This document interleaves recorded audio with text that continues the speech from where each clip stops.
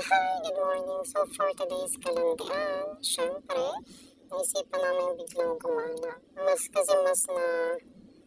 Talagang mas nangyayari pag bigla ang gala. Kaya ayun, preparing for today. Makeup dito. Magpaganda tayo dahil minsan lang lumabas ng maarawan naman. Medyo kung ano ang lagay sa mukha, itago ang mga dapat itago. Lagyan lahat kung kinakailangan. Ayan, sige pa. Kuskus dito, kuskus doon. Lipstick, ayan. Dapat maganda tayo kahit minsan lang. Ha? Diba? Ayan. Pagkatapos mag-makeup, syempre, kailangan mag-lotion para ang balat ay hindi magkatok-katok ay pa. Syempre, fast forward.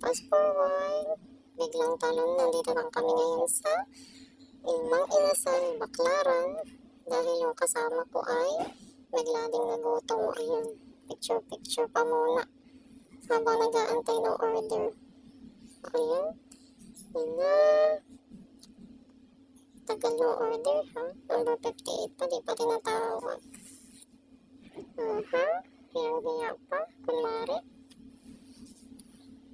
Tagal yung order, gutom na.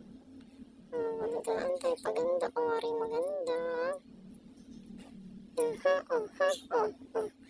at dahil nagatin ng order, magsimula na tayong kumain.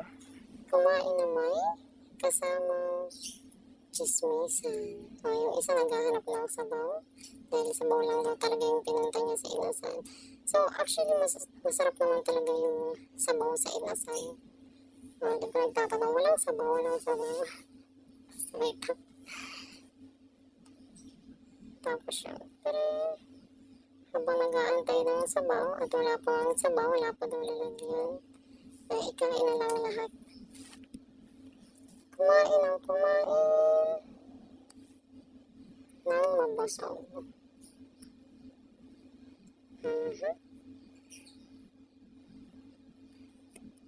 Siyempre, kailangan natin ng lakas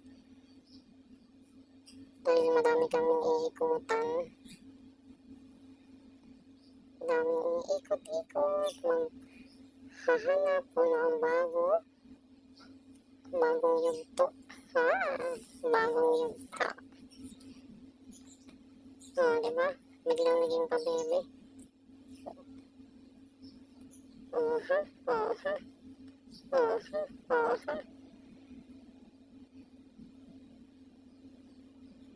Ano na?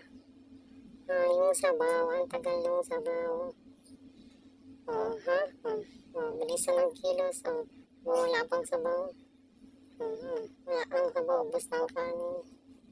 Pagtira kasi ng isang crew, wala daw silang lalagyan. Yun ang gumugas daw ng kanilang lagay ng sabaw ay absent.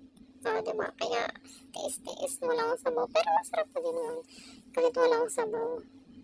Kaya nga lang syempre ang habol din ito kasama kung ito ay sabaw. Kaya panireklamo. Tipidin muna ang kanin. At wala pang sabaw, palimulig mo na. Hindi mo papakalita pa yung talaga yan para sa sabaw. Okay, syempre pagkatapos kumain, ayan, chismisan ulit, magpapahinga.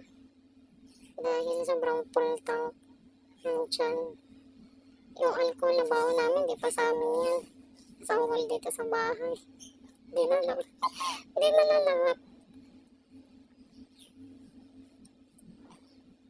Yung diet, palakihan ng tiyan pagkatapos kumain. Hindi na pahinga. Yung usapang diet, wala na. Kinabukasan na lang. Patingin ng tiyan. Itago ang tiyan. At ayan, syempre, pagkatapos ng lahat, bago ang lahat pala, retouch. Pero ang pagre-retouch, ginawang, diba, ang dami pa ng salamin. Syempre, bago ang lahat, bago ang pag-ikot, bago ang pagrampa. Ayun, diba, sobrang dami ng tao.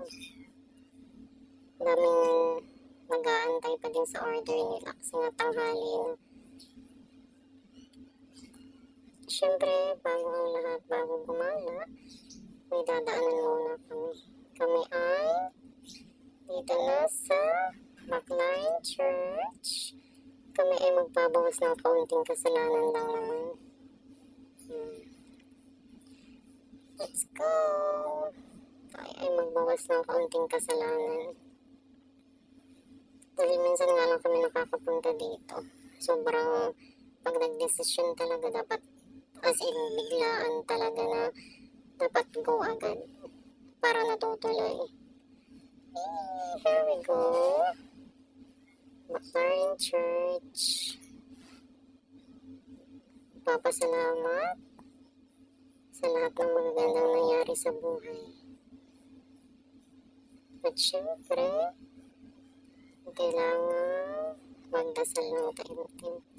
Pagkatapos, ayan na. Picture. That's all for today. It's a short update.